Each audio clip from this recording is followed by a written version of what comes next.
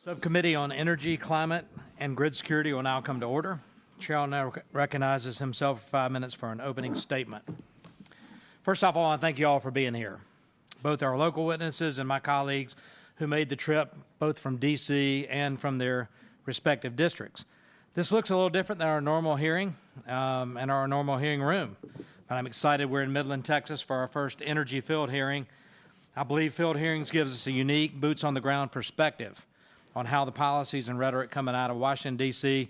affect and actually impact regulated parties and communities. We unfortunately have an administration that's taken a whole-of-government approach to wage war on American energy production. President Biden has repeatedly promised to phase the industry out of existence and has followed through by creating uncertainty and issuing regulations to make energy harder to produce, more expensive for consumers. The Rush to Green agenda has also compromised our energy security, making us more reliant on our adversaries for sources of energy. 2 years ago, America was energy dominant for the first time since 1952.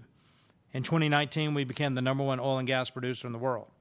This drove down the cost for consumers at home, benefited our allies abroad by providing supply as an alternative to Russia and to OPEC.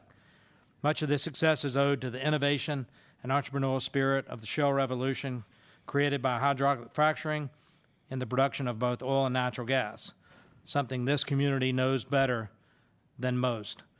Energy and Commerce Republicans have solutions to build off of the success of the shale revolution and get us back to energy dominance.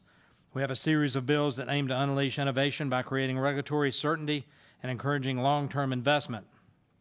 This is in sharp contrast to the Biden administration and congressional Democrats who want to make oil and gas production impossible.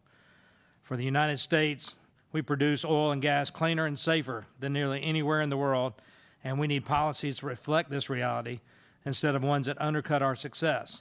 We need to unleash more American energy.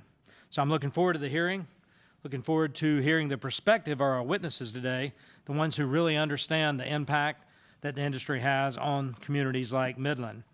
I also like to thank Chair Rodgers for holding this hearing and my colleague, Congressman Pfluger, for hosting us here in his district.